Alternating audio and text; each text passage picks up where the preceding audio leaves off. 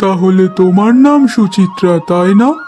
আমার ছেলে রাতুল তোমাকে পছন্দ করে বিয়ে করেছে। তাই তোমাকে একটা কথা বলে রাখছি, এ বাড়ির নিয়ম কানুন কিন্তু অনেক পুরনো। এখানে সবাই নিয়ম মেনেই চলে। তুমি গরিব ঘরের মেয়ে, সেটা আমি জানি। তাই বলে তোমাকে আমি ছোট করে দেখব সেটা ভেবো না। তুমি হচ্ছ এ বাড়ির বউ, তাই এ বাড়ির মান সম্মান তোমাকেও রাখতে হবে। আমার বড় ছেলের বউ চম্পা সব দেখাশোনা করে, তুমি তার কাছ থেকে শিখে নেবে। আমি চাই এ বাড়ির সবাই মিলেমিশে থাকুক, কেউ কাউকে কম মনে করবে না। বাবা, আপনি আমাকে এ বাড়ির বউ করে এনেছেন, এটাই তো আমার কাছে সবচেয়ে বড় সম্মান।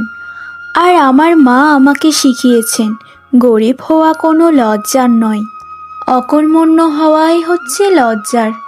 আর আমি এ বাড়ির জন্য যা করতে পারি করব, দিদিমণির কাছ থেকে সব কিছুই শিখে নেব। আপনি এসব নিয়ে কোনোদিনও চিন্তা করবেন না।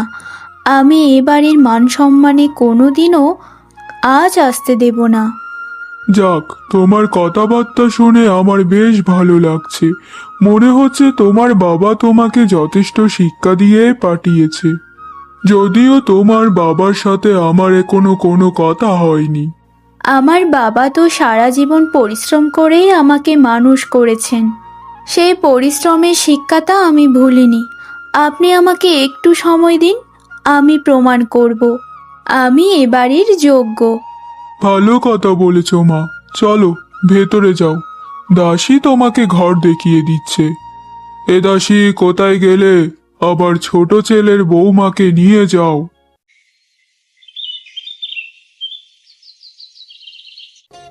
বাবা, আপনাকে সকাল থেকেই চিন্তিত দেখছি। হিসেবের খাতা নিয়ে এত ভাবছেন কেন? গতকাল রাতেও আপনি খেতে বসেননি ঠিক মতো। মা বলছিল আপনার ঘুম হচ্ছে না কয়েকদিন ধরে। কিছু হয়েছে বাবা? আমাকে বলুন। আমিও তো এই সংসারের লোক। ব্যবসার কোনো সমস্যা হলে আমাকে জানানো উচিত। আমি তো আর বাচ্চা নই। আপনি একা একা সব বোঝা বহন করবেন আর আমরা চুপ করে বসে থাকবো, এটা তো কখনো হয় না। কি আর বলবো তোকে রাতুল, হোটেলের ব্যবসাটা তো একেবারে মাটিতে নেমে গেছে। গত 3 মাসে যা লোকসান হয়েছে সেটা পুষিয়ে ওঠাও কঠিন। কি বলছেন কি বাবা, তাই নাকি? হ্যাঁ, আমাদের পুরনো খদ্দেররা আর আসছে না, রান্নার মান কমে গেছে, কর্মচারীরাও ঠিক মতো আসছে না। তার উপর বাজারে নতুন নতুন দোকান খুলেছে, আর তারাও আমাদের থেকে কম দামে খাবার বিক্রি করছে। আমার বাবার আমল থেকে সে হোটেলটা চলে আসছে, কিন্তু এখন মনে হচ্ছে এটা আর টিকিয়ে রাখতে পারবো না। জমি বিক্রি করে লোকসান মেটাতে হচ্ছে, এভাবে আর কতদিন? বাবা, আপনি এত ভেঙে পড়বেন না। আমরা সবাই মিলে একটা উপায় বের করব।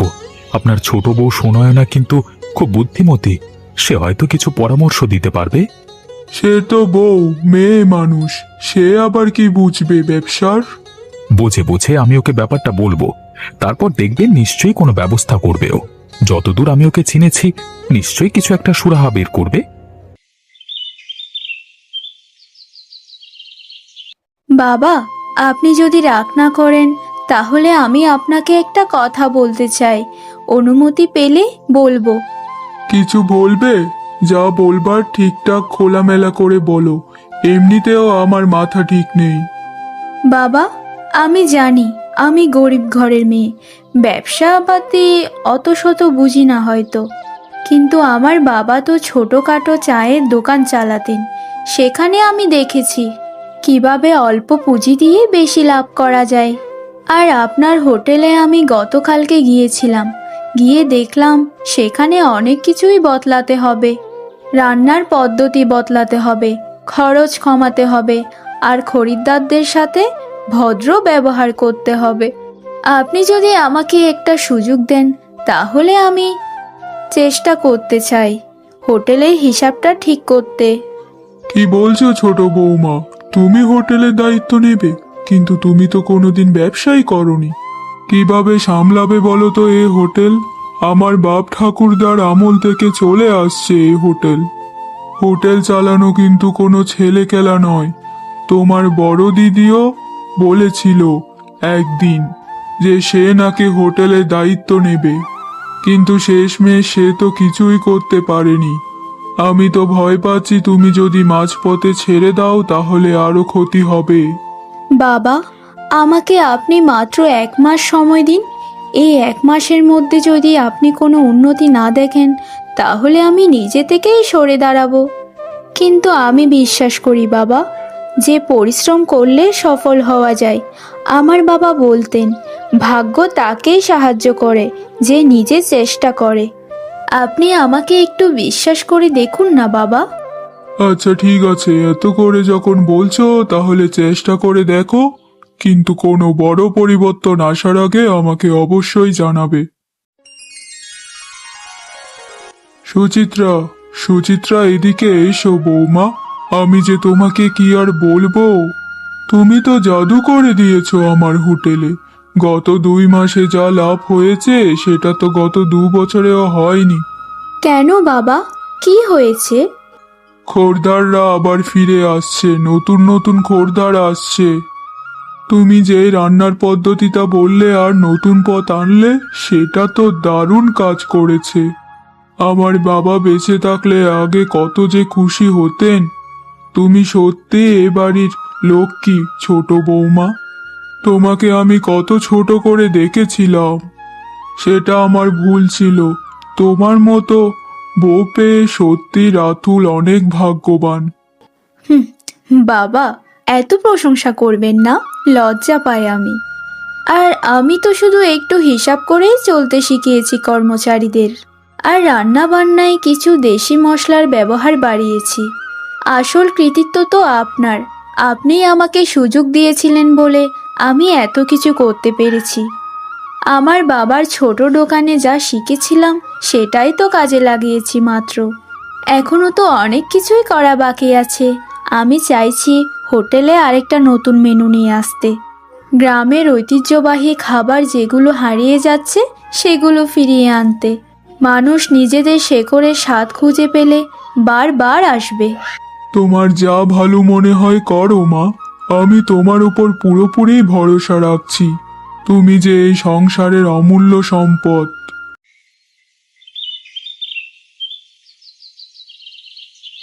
তুই দেখছিস কি হচ্ছে এই বাড়িতে?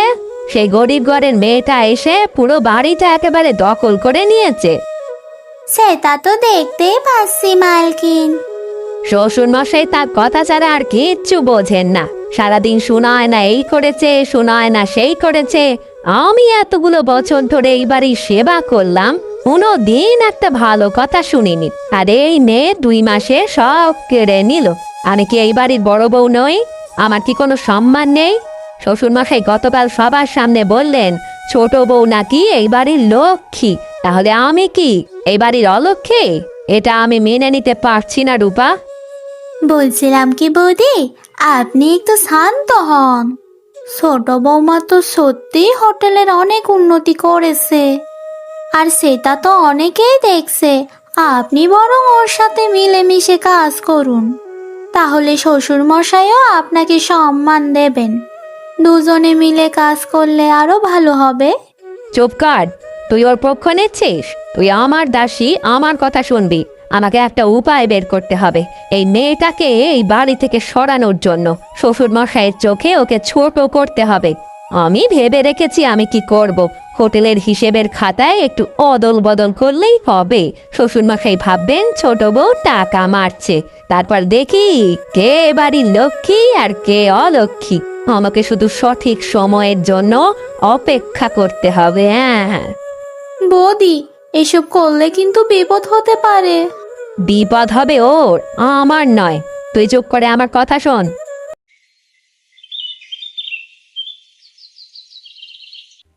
বাবা, আমি আর চুপ করে থাকতে পারছি না। কি ব্যাপার বড় বৌমা, কি হয়েছে? তুমি এরকম মুখ ভার করে এসেছো কেন? কিছু কি বলবে? কি বলবে তাড়াতাড়ি বলো। আমি জানি আপনি ছোট বউকে খুব ভালোবাসেন, কিন্তু আমি যা দেখেছি সেটা না বললে আমার পাপ হবে। গতকাল রাতে আমি দেখলাম সুনয়না হোটেলের হিসেবে খাতা থেকে টাকা সরাচ্ছে। তুমি কি সব কথা বলছো বৌমা? আমার এসব কথা একদমই বিশ্বাস হচ্ছে না। তুমি নিশ্চয়ই কোনো ভুল খবর পেয়েছো। আমি নিজের চোখে দেখেছি বাবা, আমি মিথ্যে বলছি না। প্রতি মাসে একটু একটু করে টাকা মেরে দিচ্ছে সে। আপনি ভাবছেন ব্যবসার উন্নতি হচ্ছে, কিন্তু আসলে যতটা লাভ হচ্ছে তার অর্ধেক ওর পকেটে যাচ্ছে। সেই কি? তাহলে কি আমি এতদিন ভুল ভাবতাম? ও গরিবের ঘরের মেয়ে, টাকা দেখলে লোভ সামলাতে পারে না। আমি এতদিন ভেবেছিলাম ভুল দেখছি, কিন্তু আজ নিজের চোখে হিসেবের খাতা মিলিয়ে দেখলাম অনেক টাকার বড় মিল। আমি এই বাড়ির বড় বউ, এই বাড়ির ক্ষতি হতে দেখে চুপ করে তো আর থাকা আমার পক্ষে সম্ভব নয়। কি বলছো তুমি? ও বলেছিল ব্যবসার উন্নতি হচ্ছে, তাই আমি খুশি হয়ে সব দায়িত্ব ওর হাতে দিয়েছিলাম। কিন্তু আমি ভুল করেছি। গরিব ঘরের মেয়ে, টাকার লোভ তো থাকবেই। তুমি ঠিকই বলেছ, আমি ওকে আজকেই জবাবদিহি করব। বাবা, শুধু জবাবদিহি করে কি হবে? ও তো অস্বীকার করবে। আপনি ওকে হোটেলের দায়িত্ব থেকে সরিয়ে দিন। এই বাড়িতে ওর থাকা উচিত নয় বাবা। যে বাড়ির সাথে বিশ্বাসঘাতকতা করে তার এই বাড়িতে ঠাঁই হওয়া উচিত নয়। সুচিত্রা, আমি তো তোমাকে বিশ্বাস করেছিলাম। বিশ্বাস করে হোটেলের সব দায়িত্ব তোমার হাতে তুলে দিয়েছিলাম, আর তুমি সেই বিশ্বাসের সাথে বিশ্বাসঘাতকতা করলে। হোটেলের হিসাবের টাকায় গরমিল ধরা পড়েছে, তুমি আমার টাকা মারছিলে। বাবা, আমি কোনো টাকা মারিনি। এটা যে মিথ্যা অভিযোগ। আমি তোমাকে গরিব ঘর থেকে তুলে এনে এই বাড়ির বউ করেছিলাম, আর তুমি আমার সাথে এই করলে। আজকে থেকে তোমার এই বাড়িতে আর কোনো জায়গা নেই। তুমি এক্ষুনি এই বাড়ি ছেড়ে চলে যাও। আমি আর কখনোই তোমার মুখ দেখতে চাই না। আমার মনে হচ্ছে কেউ আমাকে ফাঁসাচ্ছে বাবা। আমি প্রতিটা পয়সার হিসাব রেখেছি। আপনি যদি একটু শান্ত হয়ে দেখেন তাহলে সব কিছুই বুঝতে পারবেন। সব হিসাবই তো ঠিক আছে। আমি যে এ বাড়ির বউ, এই বাড়ি তো আমার নিজের বাড়ি। আমি কেন চুরি করব? আমাকে একটু সুযোগ দিন প্রমাণ করতে।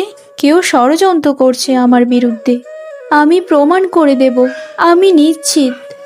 চুপ করো, আমি আর একটা কথাও শুনতে চাই না। তোমাদের এই গরিব মানুষগুলোর চরিত্রই এমন, সুযোগ পেলেই ঠকাতে শুরু করো। আমার বড় বউ আমাকে এই সব কিছু জানিয়েছে। তুমি এক্ষুনি এই বাড়ি ছাড়ো, না হলে আমি তোমাকে টেনে বের করব। রাতুলও তোমাকে রক্ষা করতে পারবে না। ও ব্যবসার কাজে বাইরে গেছে। ঠিক আছে বাবা, আমি যাচ্ছি। কিন্তু একদিন সত্যতা প্রকাশ হবেই। সেদিন আপনি বুঝবেন আমার কোনো দোষ ছিল না বাবা, কোনো দোষ ছিল না।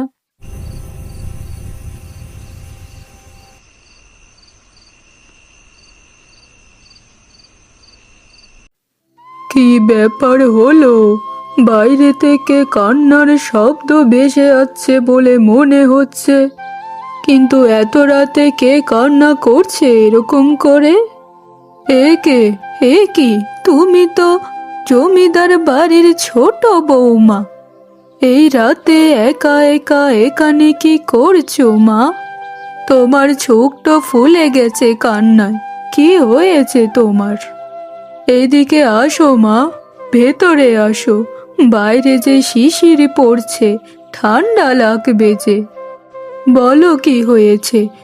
তোমার শ্বশুর মশাইকে আমি অনেক আগে থেকেই চিনি। কি এমন হলো যে তুমি এই অবস্থায় রাস্তায় রাস্তায় ঘুরছো? মাসি, আমাকে জমিদার বাড়ি থেকে বের করে দেওয়া হয়েছে। আমার বিরুদ্ধে মিথ্যে অভিযোগ এনেছে। আমি নাকি হোটেলের টাকা মেরে দিচ্ছিলাম, কিন্তু আমি কিছু করিনি মাসি। সত্যিই কিছু করিনি। বড় দিদি তো আমাকে ফাঁসিয়েছে, আমি জানি। কিন্তু আমার শ্বশুর মশাই আমার একটা কথাও শুনলেন না। আমাকে কোনো সুযোগই দিলেন না নিজেকে নির্দোষ প্রমাণ করার। সে কি বলছো মা? তোমার স্বামী কিছু বলেনি? আমার স্বামী তো ব্যবসার কাজে বাইরে গেছে, তাকেও জানাতে পারছি না। আমার যে আর কোথাও যাওয়ার জায়গা নেই মাসি। বাবার বাড়িতে গেলে তাদেরও মাথা নিচু হয়ে যাবে। তাই বাবার বাড়িতে যেতে পারিনি। আপনার কাছে এলাম, আপনি আমাকে 2 দিন থাকতে দিন। 2 দিন কেন মা, যতদিন তোমার খুশি থাকো। হয়তো এ বুড়ির ঘরে জায়গা কম, কিন্তু একজন বিপদগ্রস্ত মানুষকে ফেলে দেবে না। কাল সকালে সব ঠিক হয়ে যাবে। এখন একটু খেয়ে দিয়ে ঘুমাও। আমি তোমার জন্য গরম গরম ভাত রান্না করে দিচ্ছি। আমার হাতের রান্না খেলে সব ভুলে যাবে।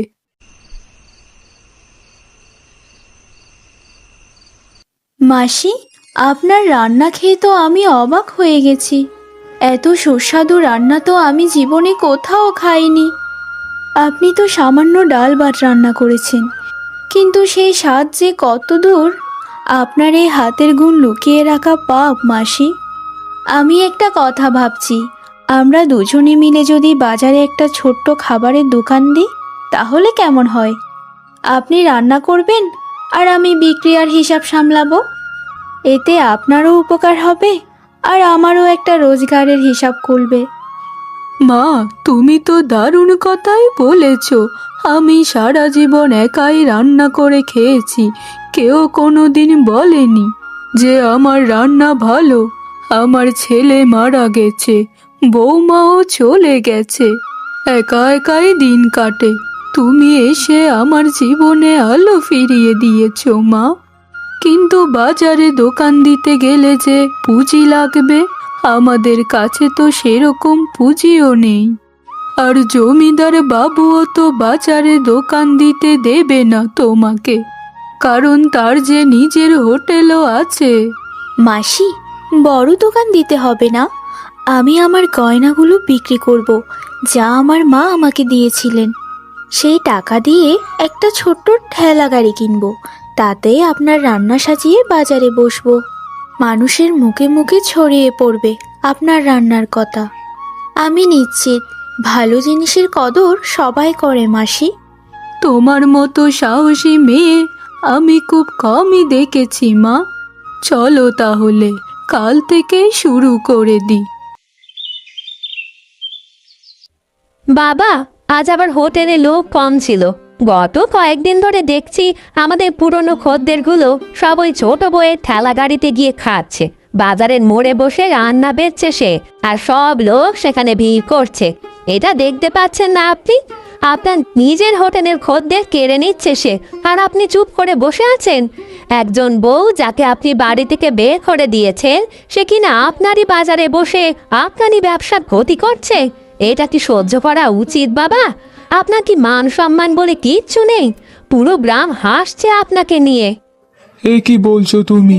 সুচিত্রা বাজারে ঠেলা গাড়িতে করে খাবার বিক্রি করছে, আমার বাড়ির বউ রাস্তায় বসে ব্যবসা করছে। এটা তো মেনে নেওয়া যায় না। এটা তো আমাদের পরিবারের অপমান। আর তুমি বলছো আমাদের খদ্দেররা সেখানে যাচ্ছে? তাহলে তো আমার হোটেলটা একেবারে বন্ধ হয়ে যাবে। ওকে তো আমি বাড়ি থেকে বের করে দিয়েছিলাম, কিন্তু এখন দেখছি সে আরো বেশি সমস্যা করছে। বাবা, আপনাকেই তো বলছি ওকে বাজার থেকে উচ্ছেদ করতে হবে। আপনি গ্রামের জমিদার, বাজারটা আপনার। আপনি চাইলেই ওকে সেখান থেকে সরিয়ে দিতে পারেন বাবা। কাল সকালেই যান আর ওকে বলুন বাজার ছাড়তে, নইলে আমাদের হোটেল আর টিকবে না বাবা। ঠিক আছে, আমি কালকে যাব বাজারে। যা করতে হবে সব আমাকেই করতে হবে। এইসব কি হচ্ছে এখানে? এটা আমার বাজার, আমার অনুমতি ছাড়া এখানে কেউ ব্যবসা করতে পারবে না। সুচিত্রা, তুমি এক্ষুনি তোমার দোকানে সব জিনিস নিয়ে চলে যাও। তুমি আমার বাড়ি থেকে বের হয়ে গেছো, এবার আমার বাজার থেকেও বের হয়ে যাও। তোমার এই দোকান আমার হোটেলের ক্ষতি করছে, এটা তো আমি চলতে দিতে পারি না। থামুন হরিনারায়ণ বাবু, থামুন। আমি আপনাকে সেই ছোটবেলা থেকেই চিনি। আপনার বাবু থাকলে হয়তো তিনি কোনোদিন এরকম একজন নিরপরাধ মেয়ের উপর এরকম অন্যায় করতেন না। কি বলতে চাইছেন কি আপনি? আমার অনুমতি ছাড়া কেউ যদি আমার এখানে ব্যবসা করে, তাহলে আমি তাকে কিছু বলতেও পারবো না? আপনি কি জানেন আপনার এই ছোট বৌমাকে মিথ্যা অভিযোগে বাড়ি থেকে বের করে দেওয়া হয়েছে? আপনি কি একবারও যাচাই করেছেন আপনার ছোট বৌমার কথা? আপনার বড় বউ কমলা ওই খাতায় গলমিল করিয়েছে। রূপা সব নিজের চোখে দেখেছে। গ্রামের লোকজন রূপার কাছ থেকে সব কথা শুনেছে। রূপা নিজে এসে সুচিত্রাকে বলেছে সব কথা, কিভাবে কমলা তাকে দিয়ে হিসাবের খাতায় ভুল ঢোকালো। আপনি তো একজন ন্যায়পরায়ণ জমিদার ছিলেন, আপনার চোখ ঢেকে দিয়েছে আপনার ওই বড় বৌমা। এ কি বলছেন আপনি মাসি? কমলা কমলা এসব করিয়েছে? আমি কি ভুল করে ফেললাম? এই মেয়ে তো নির্দোষ, এবং এই মেয়ের জন্যই তো আপনার ব্যবসা দাঁড় হয়েছিল। আর ও চলে যাওয়ার পরই আপনার ব্যবসায় ক্ষতি হচ্ছে, এটাই তো সবচেয়ে বড় প্রমাণ।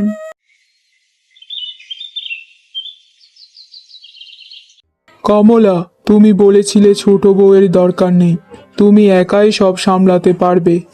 আজকে সেই সুযোগ তোমাকে দিচ্ছি। আজকে এই গ্রামের সবার জন্য তুমি রান্না করবে। তুমি তো এ বাড়ির বড় বউ, তুমি তো বলেছিলে তুমি সব কিছু পারো, তাহলে আজকে প্রমাণ করো। গ্রামের সকলে এসেছে তোমার রান্না খেতে, দেখি তুমি কতটা পারো। যদি তুমি সত্যি যোগ্য হও তাহলে আমি তোমার কথা মেনে নেব। বাবা, আমি আমি তো এত লোকের জন্য রান্না করিনি কোনোদিন। আমাকে এভাবে সবার সামনে পরীক্ষা করবেন না বাবা। পরীক্ষা তো তোমাকে দিতেই হবে। এতদিন ছোট বউ সবাইকে ভালো রাখবার জন্য পরীক্ষা দিয়েছে, এখন তোমার পালা। আমি জানি আমি ভুল করেছি, আমি সোনা আনার সঙ্গে অন্যায় করেছি। আমি ঈর্ষায় অন্ধ হয়ে গিয়েছিলাম বাবা। ও এসে আপনার সব ভালোবাসা কেড়ে নিচ্ছিল, আমি সহ্য করতে পারিনি। আমি মিথ্যে বলেছি, হিসেবের খাতায় আমি গরমিল করেছি। শোনয় না নির্দোষ, কিন্তু আমাকে এভাবে অপমান করবেন না বাবা। আমি আপনার কাছে ক্ষমা চাইছি। তুমি তো রান্না করবে বলেছিলে, তোমার হাতের রান্না তো গ্রামের লোক খাবে। যাও রান্না করো, গ্রামবাসী যদি তোমার রান্না পছন্দ করে তাহলে আমি কিছু বলবো না। ছি ছি ছি ছি, এসব কি রান্না হয়েছে? একেবারে জঘন্য খেতে। বাবা মা কি ভালো করে রান্না শেখায় না নাকি হে মেয়ে? নাকি জমিদার বাড়ির বউ বলে একেবারে মাথা কিনে নিয়েছো নাকি? আমি হেরে গেছি বাবা, আমার রান্না ছোট বউয়ের তারে কাছেও আসে না। আমি ক্ষমা চাইছি, সকলের কাছে আমি ক্ষমা চাইছি। সুচিত্রা মা, আমি তোমার কাছে ক্ষমা চাইতে এসেছি। একজন বৃদ্ধ শ্বশুর তার বৌমার কাছে ক্ষমা চাইছে। এটা হয়তো দেখতে লজ্জার, কিন্তু আমি যে অন্যায় করেছি তোমার সাথে সেটা আরো অনেক বেশি লজ্জার। বাবা, আপনি আমার শ্বশুর মশাই, আপনি আমার বাবার সমান। আপনি আমার কাছে ক্ষমা চাইবেন না বাবা, সেটা আমার কাছে বড্ড অসম্মানের। আমি কমলার মিথ্যা কথায় বিশ্বাস করে তোমাকে ঘর থেকে বের করে দিয়েছি। তোমাকে আমি একটুও সুযোগ দিইনি নিজের পক্ষে কথা বলবার। তুমি তো নির্দোষ ছিলে, এই বাড়ির জন্য এত করেছিলে, আর আমি তোমাকে চোর বলে তাড়িয়ে দিলাম। আমি ভুল করেছি মা, অনেক বড় ভুল করেছি। তুমি যদি আমাকে ক্ষমা করো তাহলে আমি তোমাকে সম্মানের সাথে বাড়ি ফিরিয়ে নিয়ে যেতে চাই। আপনি ভুল করেছিলেন, কিন্তু সেটা আপনার ভালোবাসা থেকেই তো করেছিলেন। আপনি এই বাড়ির জন্য চিন্তা করেন, তাই হয়তো করেছিলেন। আর আমি কখনোই আপনার উপর রাগ করিনি বাবা। আমি তো জানতাম একদিন না একদিন সত্যিটা প্রকাশই পাবে, আর সেদিন আপনি অবশ্যই আমাকে ফিরিয়ে নিতে আসবেন। মাসি তো আমাকে আশ্রয় দিয়েছে, তার রান্নার গুণে আমি আবার মাথা উঁচু করে দাঁড়াতে পেরেছি। মাসিকে রেখে আমি একা যেতে পারবো না বাবা, মাসিকেও যে নিয়ে যেতে হবে। আর বড় দিদিকেও আমি ক্ষমা করে দিয়েছি, তাকে আর কিছু বলবেন না। হিংসা মানুষকে অন্ধ করে দেয়, তিনিও শিক্ষা পেয়েছেন আজকে।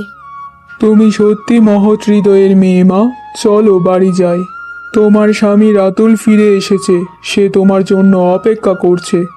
আর গ্রামের লোক তো ঠিক কথাই বলে, ছোট বউয়ের ভাগ্যের জন্যই জমিদার বাবুর ব্যবসা টিকে আছে। আজকে থেকে এ কথাটা আমিও বিশ্বাস করি।